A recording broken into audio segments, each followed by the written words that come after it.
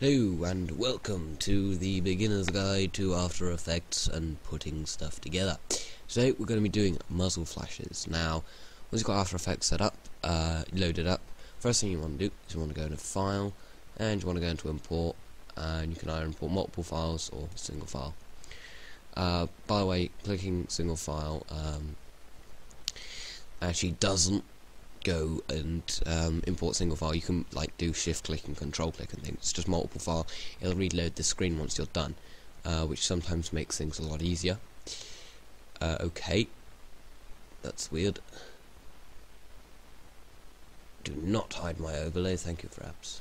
No, it apparently is recording, so I don't know what they are. Anywho, what you want to do is you want to import your stock footage, which will be your muzzle flash, your base footage, which is the footage you want to add the effect to, and the other. That's it, actually. Now, here we go. We're going to put the tutorial base here. Now, this is a shot from our film, the third attempt, Will firing gun. Now, I'm going to go through this a bit slower than I just did, sorry. Okay, once you've got your base footage, which in this case is tutorial base, you can either drag it down into here, onto here, or onto this little button here. I generally just drag it down to here. This creates a new composition, and your compositions are like the order that everything's kept in. Everything is placed into a composition. These are compositions. One composition is one video. So in theory you could have one After Effects project and have lots of different compositions, render each composition all different videos. But that's not as good an idea. Anyway, let's go on with this. Now you get two types of stock footage. You get the video stock footage, which is like this, which looks better, I think, anyway. And you get image-based stock footage. I'm going to start with image-based stock footage. So what you want to do is you want to get this image-based stock footage, and you're going to drag it onto the image here, onto the video. Okay, now it's placed. Now, as you can see, your stock footage has got a black background. Now, most stock footage either comes with a black background or is pre-keyed.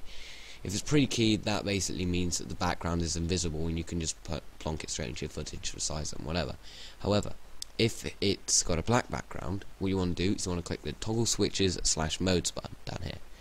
Now, if you can't see this, then it may be you're in full screen view and you want to go into windowed view. Now, this only really happens in CS5, and if you didn't download an update, or if you have, like me, got a widescreen laptop rather than a tall laptop. Anywho, if you can't find it, go into windowed view and you'll be able to find it. And then just click this. Now, by the way, this I'm currently doing on After Effects CS4, however, it will work on 5.5. I've used a lot of 5.5, but 4 just runs quicker. Anywho, I've said that twice now. Anyway, let's go into mode. You see here, there's this bar called mode, and it says normal.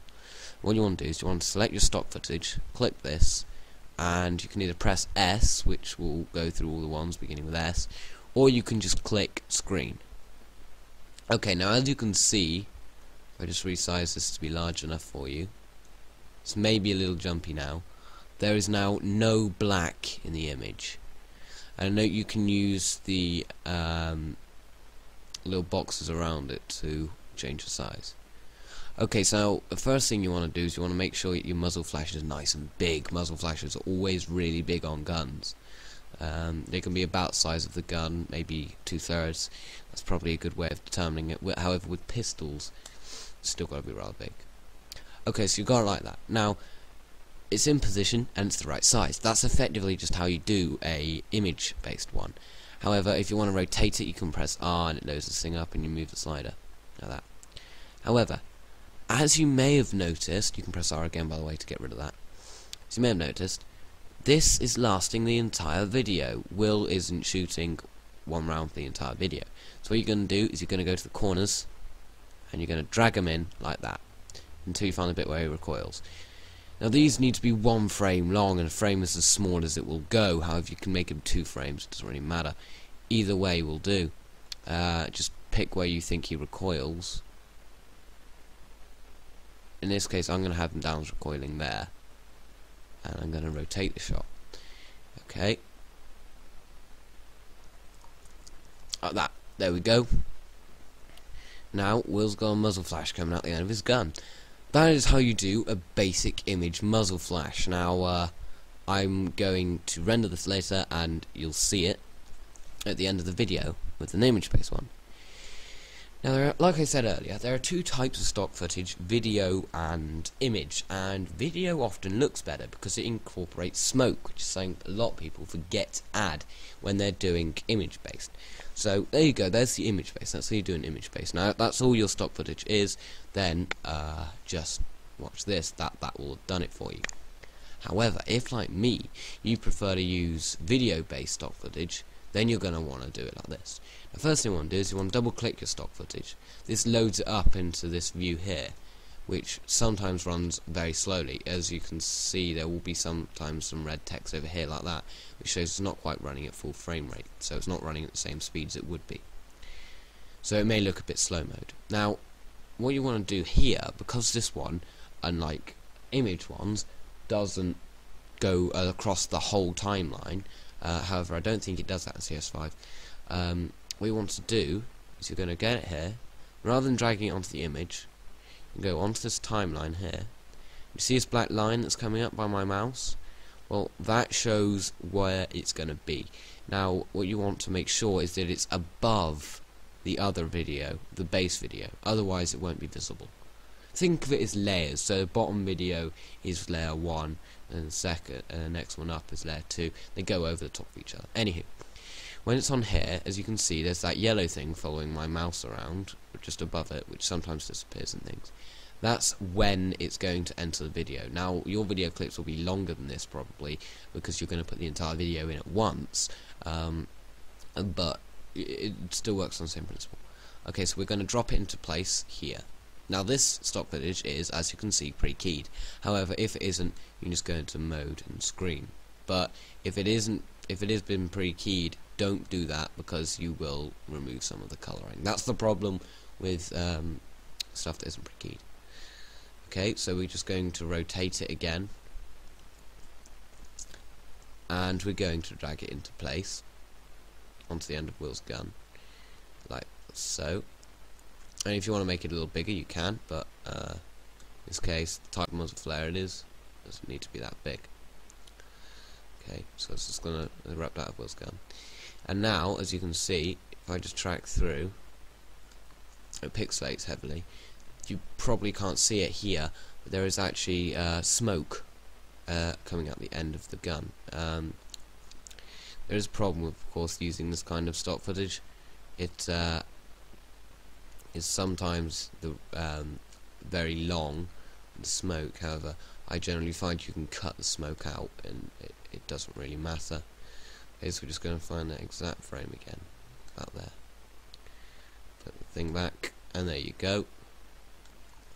That's pretty much how you do it. Of course, you can add more and more layers, so if you wanted to do other things, you just drag them on top of this layer here. But actually, that is how you do a muzzle flare. And there should be a couple of things at the end of this showing you the two different muzzle flares. What do you think of them? I'm going to be doing how to do in-depth muzzle flares, so higher quality muzzle flares, but yeah, thank you for watching. Okay, so here we go again. I just thought I'd let you know before the end of the video how you actually render this into a existing project. Now I'm doing this with the image file instead because I already rendered the other one. So what you're going to do is you're going to make sure you've got I'll close that because you'll see that in a second.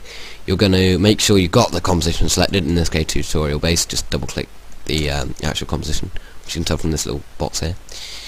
Okay, so now you know you've got that selected, everything's good, it looks fine. What you're going to do is you're going to go into composition, and you can do pre-render, which will make you a render that you can see and speed it up when you click make movie. Or you can just click make movie, which is what I generally do. Now, settings, ignore this lot up here. This is a failed render. Well, it's actually a successful render that you don't need to know about. You'll only get one of these boxes, and it'll look like this. Right, tutorial based downwards. Now, what you want to do is, if your After Effects is like mine and won't accept AVI files, or you want to just change the output, click lossless, which is here. Now what you want to do is you're going to go into format and you're going to change it to something. So in this case we'll do FLV. I don't use FLV files. And then you'll get a screen that comes up like this. Don't change anything, just click OK, and now it will be exported in FLV. However, generally I export it into QuickTime Movie. A little screen will come up saying how you want to compress it. There's a little drop box down here saying compression style. Just click it and click none, and then you'll get this screen, and then click OK, sorry, and then you'll get this screen and just click OK, and there you go. It's based on lossless, but it'll export to a movie file, and then you can click it and change what it comes out as. So I'm going to put photo, muzzle, flash, like that. And then what you're going to do, you're just going to click the render button. And this little bar goes along here, and it gets locked up when you get more than one piece of footage on it. And then it'll go to the end, and you'll get sound, which it'll probably come up with. Or it could not respond, which it sometimes does as well. There you go, you got the sound, even though it probably had me talking over the top of it. Anywho, it's now rendered and you're ready to go. So thank you for watching. That actually was it, and prepare to watch the little clips at the end.